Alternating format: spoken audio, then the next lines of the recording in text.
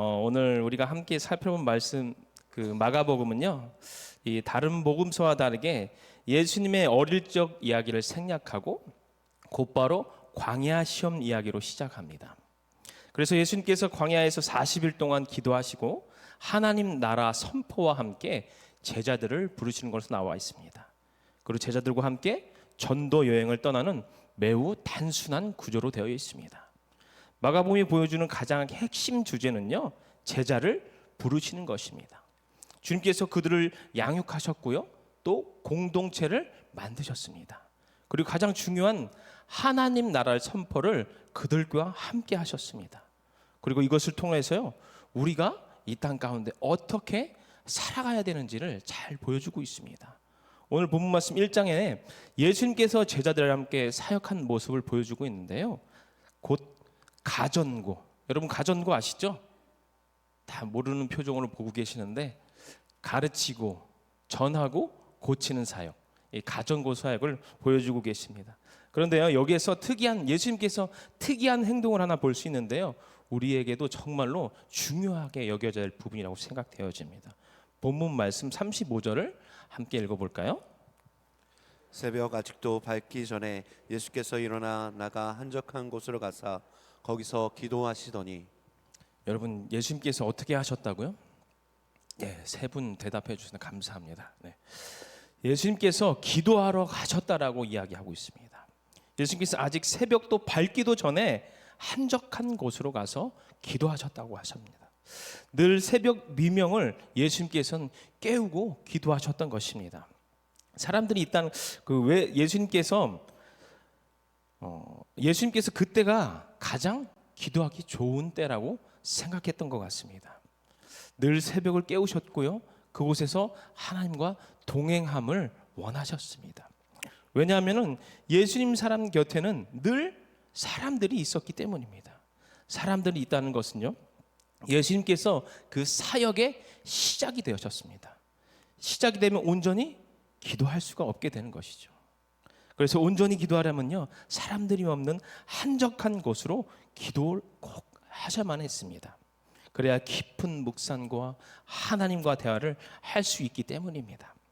여러분, 우리도 언제나 하나님과 그 대화할 수 있는 시간을 따로 떼어나서 하나님과 동행할 수 있는 시간을 만드셨으면 좋겠습니다.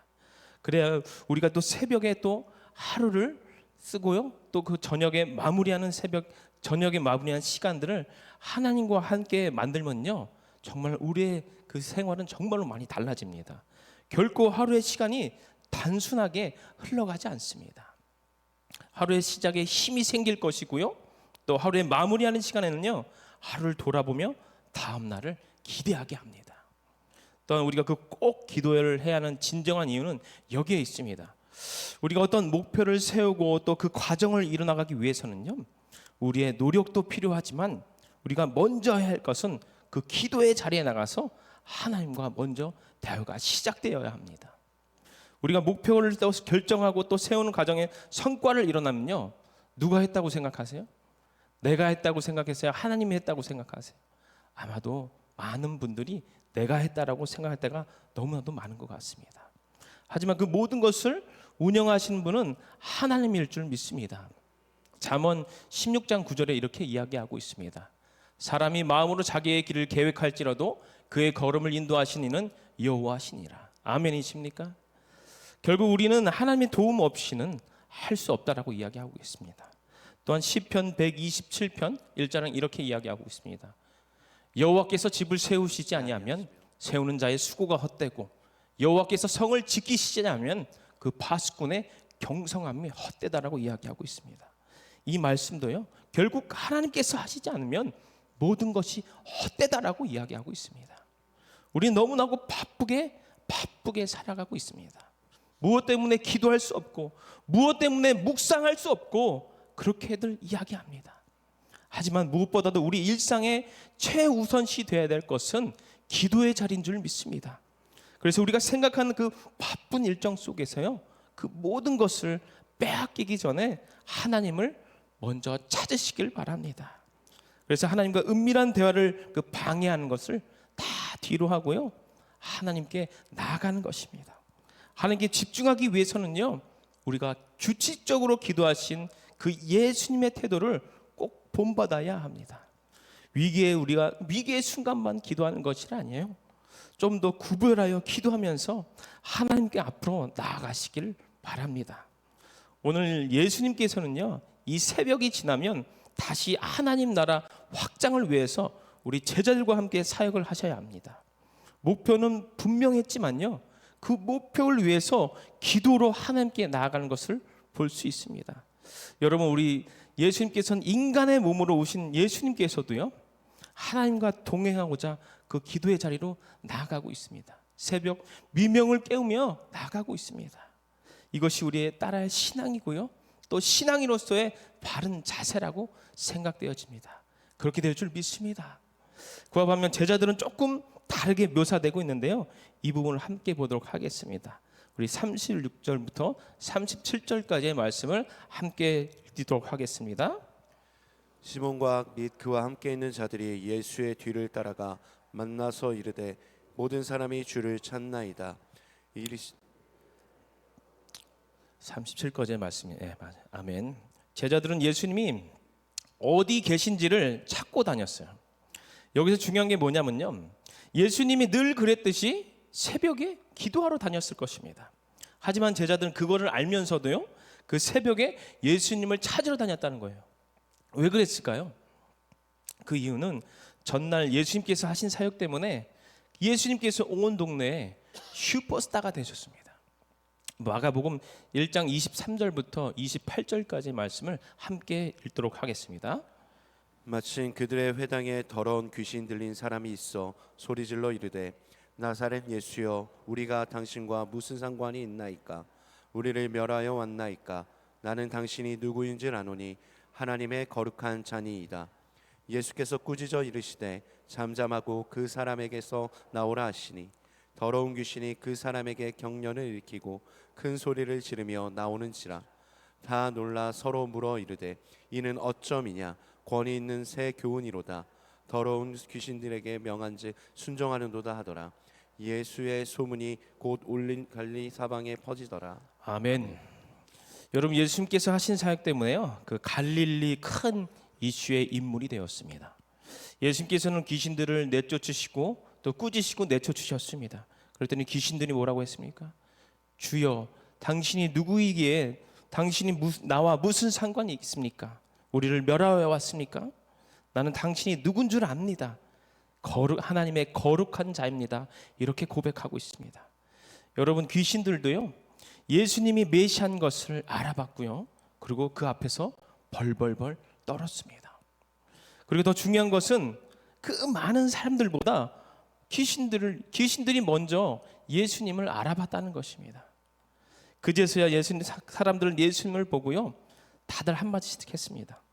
도대체 저 사람이 누군데 말 한마디로 귀신들을 내쫓고 복종케 하냐? 아마도 저분은 새로운 시대를 여는 분이 아닐까? 이런 말을 서로 주고받았습니다. 그리고 그 소문이 삽시간에 그 갈릴리 지방에 다 퍼졌습니다. 그래서 소문을 듣고 예수님께 사람들이 물밀듯 밀려오고 있습니다. 예수님의 그 인기가 또 올라가자 우리 제자들의 마음은 어땠을까요? 제자들은 자신이 모시는 선생님이 그 인기가 올라가자 그 인기에 취하고 말았습니다. 그래서 자신들이 어떤 목표로 그 부르심을 받았는지 잃어버렸습니다. 자꾸만 밀려오는 사람들 속에서요, 하나님 나라의 선포는 온데간데 없어져 버렸습니다.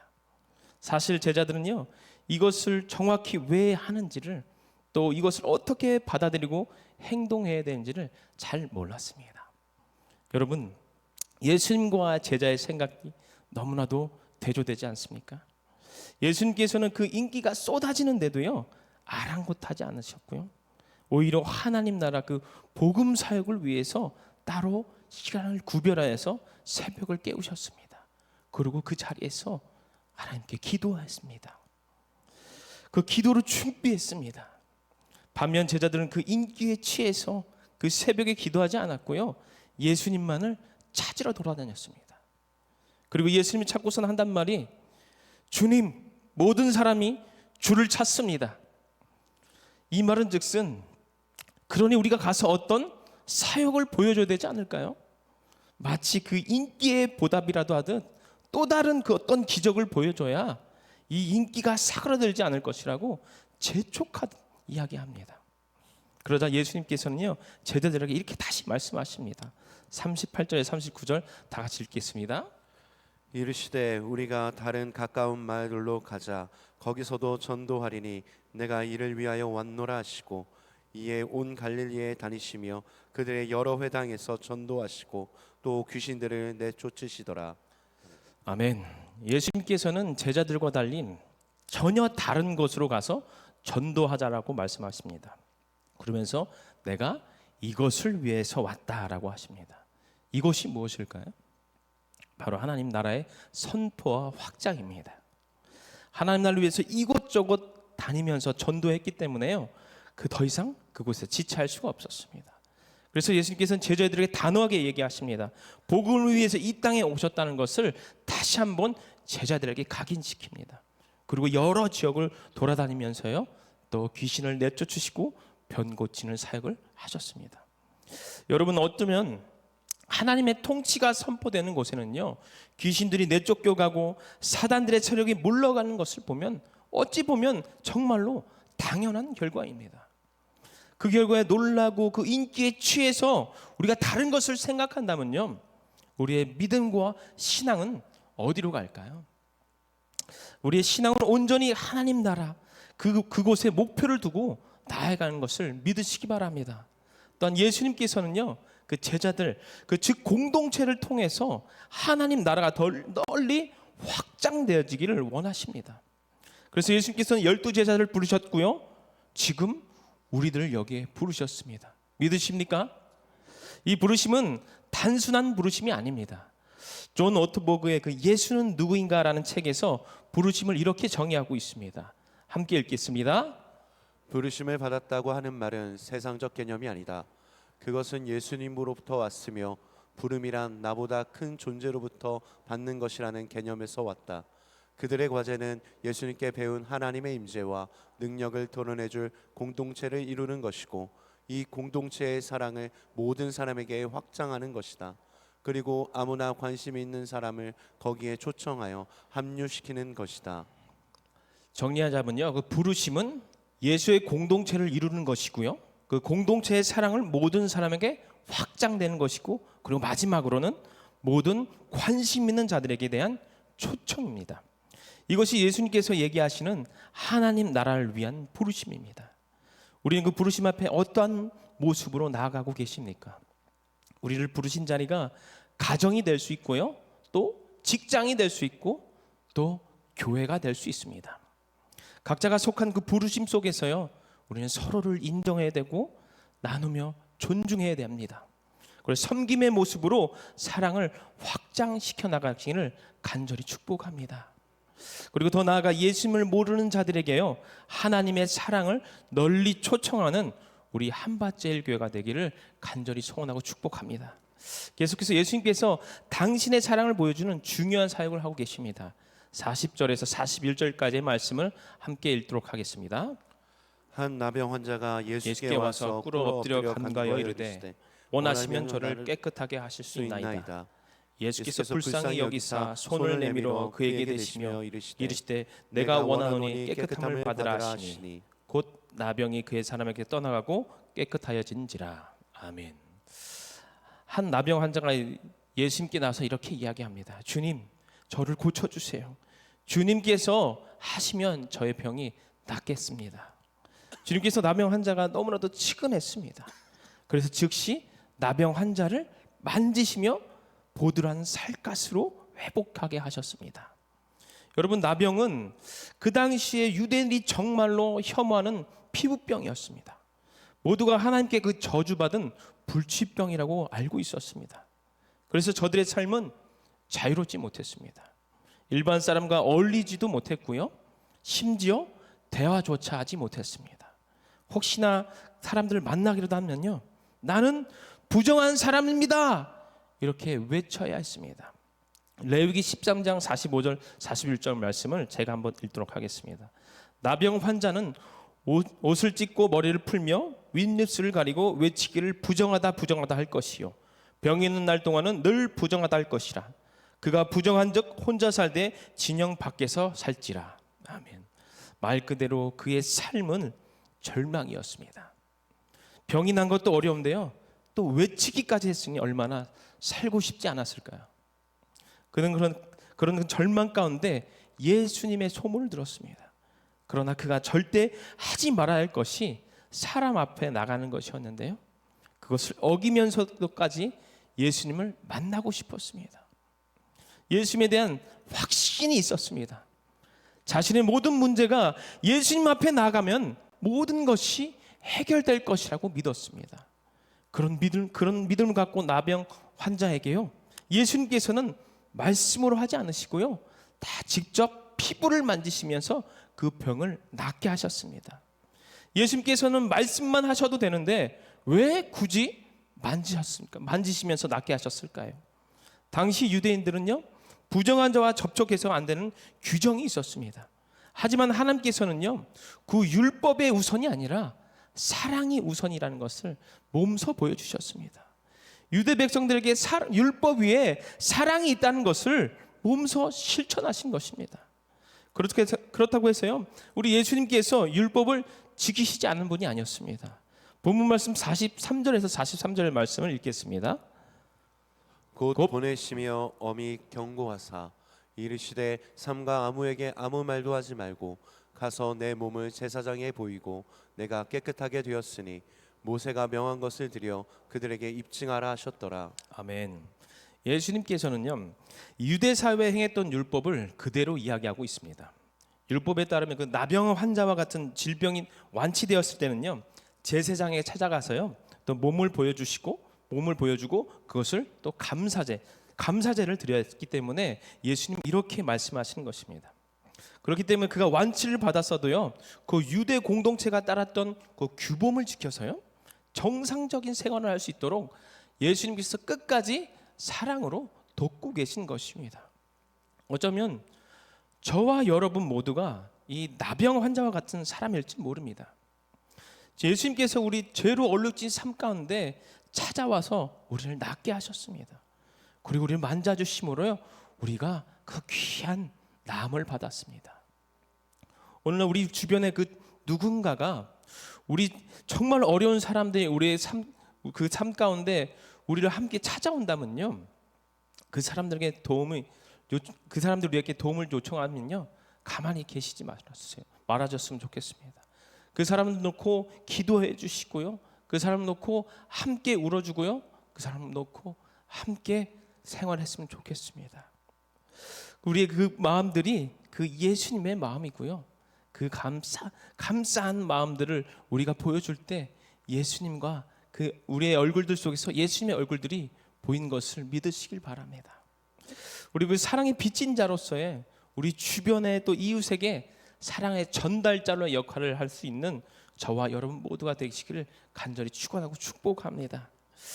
우리 마지막 45절 함께 읽겠습니다. 그러나 그 사람이 나가서 이 일을 많이 전파하여 널리 퍼지게 하니 그러므로 예수께서 다시는 드러나게 동네에 들어가지 못하시고 오직 바깥 한적한 곳에 계셨으나 사방에서 사람들이 그에게로 나아오더라. 아멘. 앞서 예수님께서는 그 고침받은 그 나병 환자에게 견고하면서 이야기하십니다. 43절 44절인데 곧 보내시며 엄히 경고하사 이르시되 삼가 아무에게도 말하지 말고 가서, 이렇게 이야기합니다. 삼가 아무에게도 말하지 말고 가서, 이렇게 이야기합니다. 예수님께서는 아무에게도 이야기하지 말라고 하셨는데 그 나병 환자는요, 그 코너를 돌자마자 사람들에게 자기가 병고침을 받았다고, 예수님이 저기 있다라고 이야기하고 돌아다녔습니다. 이 일로 예수님께서는요, 더 이상 자유롭게 사역을 할 수 없게 되었습니다. 또한 사람들을 피해서요, 한적한 곳에 있어도요, 사람들이 사방에서 계속해서 몰려왔습니다. 예수님께서는 나병 환자를 자유를 주셨지만 정작 예수님 본인은 자유롭지 못하게 되었습니다. 여러분, 하나님께 온전한 순종이 우리의 신앙인으로서의 자세입니다. 나의 의가 아니라요, 하나님의 의를 생각하며 행동해 줄 줄로 믿습니다. 나의 생각이 들어가는 순간 불순종 자리에 앉게 되어집니다. 결국 주님께서 원하셨던 방향이 아니라요, 다른 방향으로 흘러가게 됩니다. 주님께서 우리를 구원해 주심에 우리는 그 세상에서 더 자유롭고요, 또 천국을 누리면서 살아갈 수 있습니다. 그 값진 보혈의 구원에 힘입어서요, 우리는 세상에서 빛과 소금의 역할을 잘 감당하는 저와 여러분 모두가 되시기를 소원하고 축복합니다. 네, 기도하겠습니다. 사랑의 하나님, 참으로 감사합니다. 우리에게 이 귀한 새벽의 시간을 허락하시고 우리를 그 속에서 감동케 하시고 우리의 마음을 사랑으로 운영하여 주심에 감사합니다. 더 바라옵기는 우리 삶 속에서 주님을 온전히 바라보게 하시고 나의 것이 아니라 주님의 것으로 온전히 채워주시기를 소원합니다. 주님과 동행함으로 우리의 삶은 더욱더 풍성하게 하여 주시고 우리 신앙이 더욱더 성장할 수 있도록 하여 주시옵소서. 주님, 우리의 삶이 너무나도 분주한 가운데 있습니다. 그 가운데서 주님을 온전히 붙잡고 생활할 수 있도록 하여 주시고 주님은 부름받은 자로서의 하나님의 나라를 위하여 온전히 하나님께 순종하며 구할 것을 기도로 나아가게 하여 주시옵소서. 우리의 모든 것을 주관하시고 함께 하시는 예수 그리스도의 이름으로 기도드립니다. 아멘.